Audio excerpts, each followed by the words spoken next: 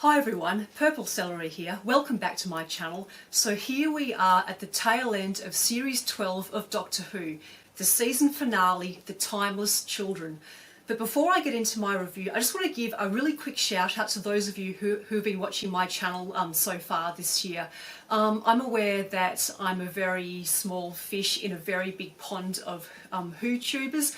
I just really do this for like a bit of fun, so it does really warm my heart to see the views that I get and the likes and the comments. So yeah, please do keep them coming, and thank you so much once again for those of you who have been watching. So, turning now to the review of The Timeless Children. In this episode, Chris Chibnall played a lot with Doctor Who canon. Now, I mentioned in last week's video that this episode had a lot of things to wrap up. One of these things, of course, was how Yaz and Graham were going to escape the ship that they were on with all these Cybermen warriors. They did this quite neatly, I thought, by hiding inside the shells of some Cybermen. I was a little bit confused by that because I'd always pictured Cybermen as being almost like fused to the organic parts of their former humans. But yeah, I guess that wasn't the case after all. In last week's video, I also queried whether the Master was in league with the Cybermen. He wasn't quite in league, but yes, he definitely did have big plans for them. Namely, meshing together the Time Lord's regeneration ability with the Cybermen to create a race of these Cybermen who just keep on regenerating whenever they died. At the heart of this episode was the mythology behind the Time Lords and how they got their ability to regenerate. And this is where Chibnall, I guess, tries to stamp his mark on Doctor Who canon. The answer to that question is, of course, the Timeless Child. And this is where we come to the first big reveal of this episode, namely that the Timeless Child is the Doctor, and she has had many past regenerations beyond the 14, I think it is, 14, that we as the viewer have seen. Now this addresses a question that some long-term fans may have had.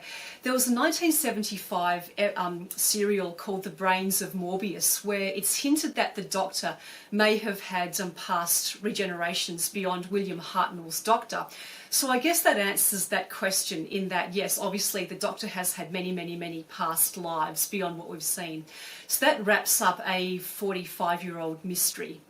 I thought the acting of Sacha Dhawan as the Master and Jodie Whittaker as the Doctor in this episode was superb. Some of my favourite moments were their interactions. I thought that Dhawan played the Master really well. He was psychotic yet gleeful.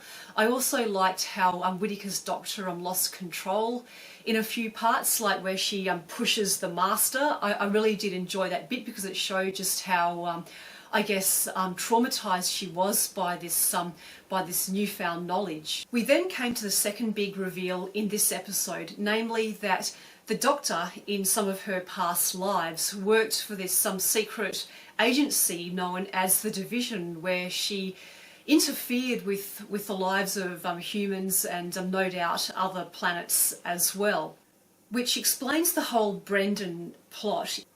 So it turns out that the whole thing was this one big perception filter. There is a certain irony of having the Doctor as an undercover spy in that the first two episodes of this series were called Spyfall.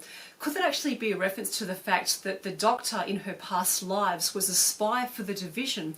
And this episode is about her falling, I guess, as the Master tries to gain dominance over her.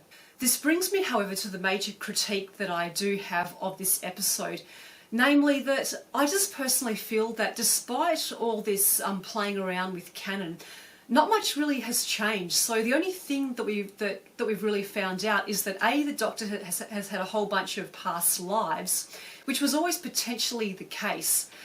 And secondly, that she also worked undercover as a spy for the Division, and as part of that had her memory wiped and a perception filter placed over large chunks of those past lives. But having said that, it doesn't change who the Doctor is, and that came through really strongly in the final third of this episode. didn't change who the Doctor was. It didn't change how brave and how self-sacrificing she was. Maybe, however, that was the whole point, that despite the Master's best efforts, and no matter how traumatic finding out that you've had all these past lives and memory wipes are, that the Master still couldn't break the Doctor. This episode does set up some mysteries to be answered in future episodes or future series, namely, where exactly did the Doctor come from originally? How did she get through that portal? Another question is, what did she do during her time in the Division? How does the Ruth Doctor fit into the Doctor's timeline?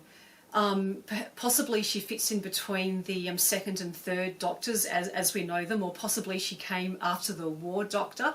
But yeah, she had like a police box TARDIS, but it's still not quite clear where exactly in the Doctor's timeline she fits into.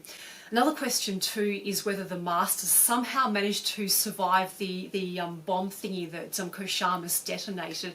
It really doesn't seem likely. Maybe we will see the Master again, but possibly it'll be like an earlier incarnation of the Master. I feel like this was a great episode, but it wasn't perfect. There were a few flaws in it. For example, I thought that Koshamis running back and basically taking the detonation device thingy off the Doctor was a little bit too convenient. It kind of gave the Doctor the option of taking the easy way out. I also felt like the lone Cyberman was killed off quite promptly. Like the last two episodes built him up to be quite a strong, creepy, sadistic villain, but the Master basically dispatched of him all too quickly, I felt. Also, the whole goodbye thing between the fam and the Doctor, it was a little bit underwhelming. I mean, they were under the impression, and the Doctor was also under the impression, that she was basically going off to face her death, and all she said was basically, have good lives, and like there were no hugs or no tears or no, oh my god, I can't believe you're actually going to do this.